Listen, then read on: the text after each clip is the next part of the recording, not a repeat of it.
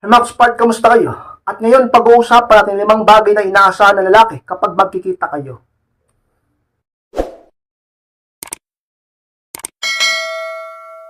At kung handa na po kayo lahat, masarap po tayo. At muli, be inspired.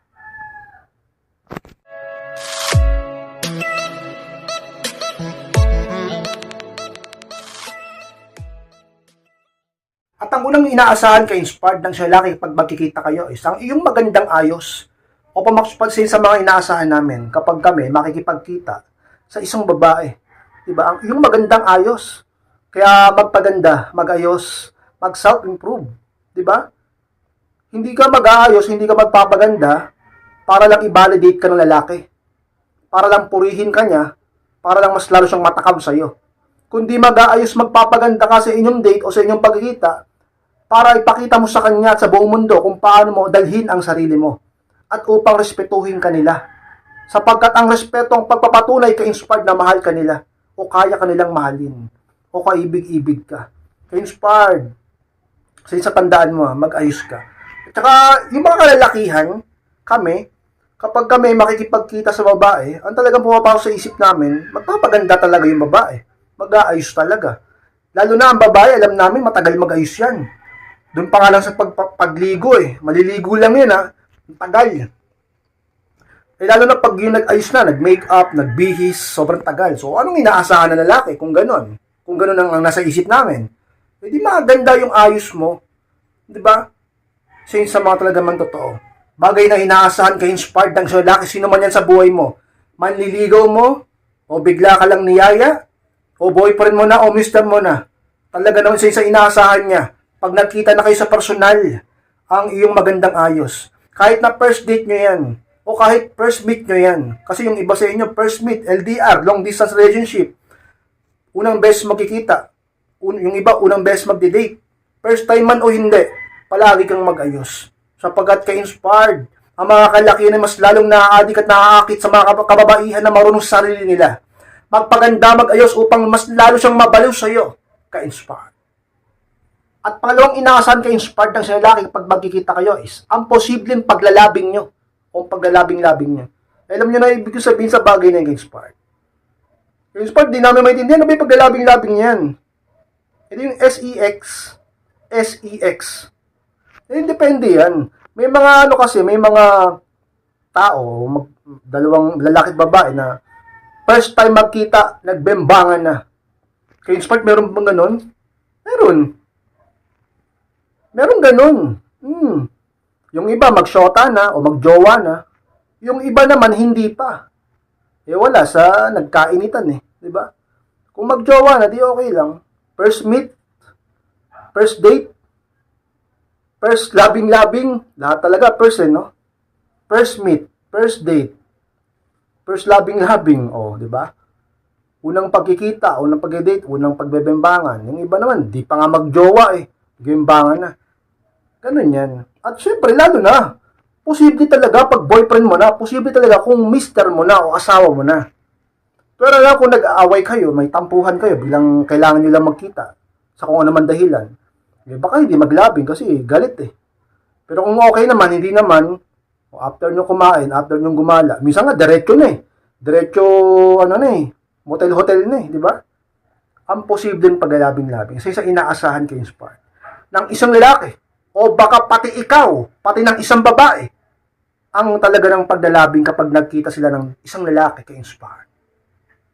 Pangatlong bagay na inaasahan ng isang lalaki kapag magkikita kayo is ang pagkakaroon nyo ng mga bagong alaala. Pangatlo ka-inspired. Siyempre naman, makakabutlag kayo ng mga bagong alaala dyan. At sa mga bagay na inaasahan ng lalaki, inaasahan mo rin ng babae. Di ba?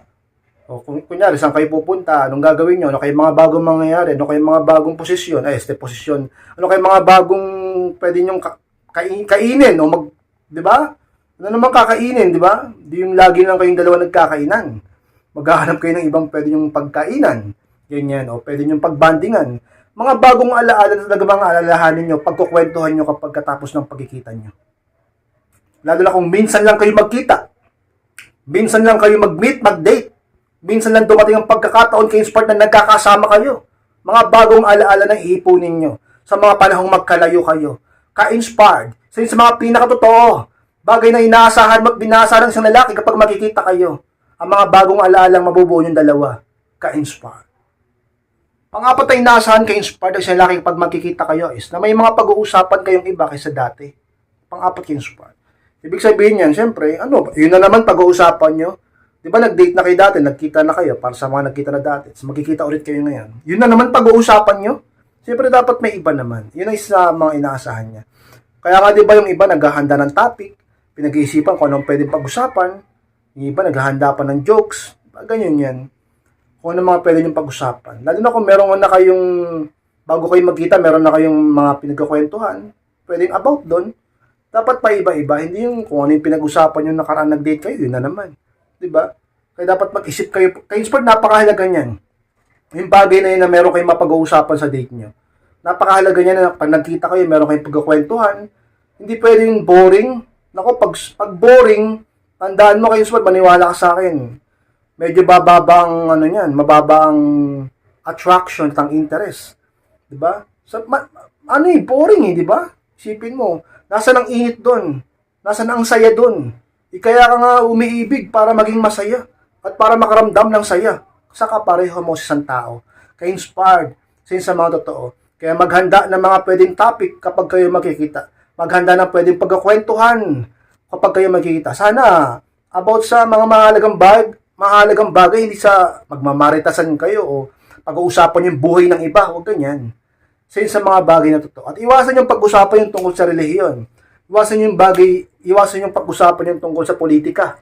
Dahil marami nag-aaway dyan. Kilala nyo na yung isa't isa. Kung sa pamilya nyo, nung gusto at ayaw, mga ganyan. Tips ko sa inyo yan. Sa mga sikreto ka-inspired upang talagang malaman yung bagay na yan. Sa mga inaasahan ng isang lalaki kapag magkikita kayo. At malimang bagay ka-inspired na inaasahan ng lalaki kapag magkikita kayo is na magiging talagang masaya kayo yung panlima ka-inspired. Diba? Sa mga parehas nyo namang inaasahan yan. Sa totoo lang. Yung magiging masaya kayo.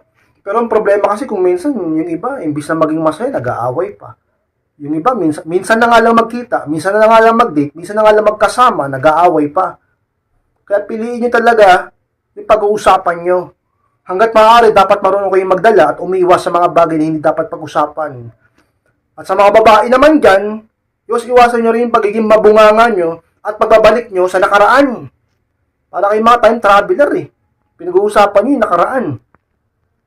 At sa mga kalakihan naman dyan, syempre, dapat marunong kayong maglambing. Kung may nanonood naman sa akin lalaki dito, marunong kayong maglambing, marunong kayong magdala sa babae, ganyan yan. Diba? Dapat maging masaya lang kapag magdi-date kayo. Dapat maging masaya lang kapag magkikita kayo. Lalo na kung bibihira lang naman kayo magkasama. Mahalin nyo ang isa't isa. Ibigin yung tunay ang isa't isa. Maglambingan, maging maligaya at maging masaya. Huwag maging boring. Huwag maging mahinti ng ulo. Huwag maging mabunganga. Huwag maging pekuning, ka-inspired. Talaga naman, bago kayo mag-date, planuhin nyo na kung saan kayo magkikita, kung saan kayo kakain, kung ano mga gagawin nyo. At kung paano mga talaga namang ka-inspired, pwede nyo pag-usapan pa. Sa mga sikreto upang maging masaya kayo. At bagay na inaasahan ka-inspired mga kalakihan kapag magkikita kayo. Sa mga bagay na totoo na dapat mong malaman ngayon, ka-inspired. Maraming salamat po sa pagtapos ng vlog nito. Please po kalimutan na mag-like, comment, and pakishare na rin po ng video na ito upang makatulong naman po tayo sa iba. Sa mga hindi pa po nakaka-subscribe, click nyo po sa Max Pie, click nyo po notification bell upang ma-notify po kayo pag may bago akong upload. Sa mga gusto magpa-coaching o magpa-advise, message na po sa aking Facebook and profile picture ko sa FB. Kapag nakita nyo yan, i-chat nyo ako. Ako mismo ang siya magre-reply sa inyo. Maraming salamat, Max Pie. Mag-ingat kayong lahat. Mahal ko po kayo. At muli, be inspired.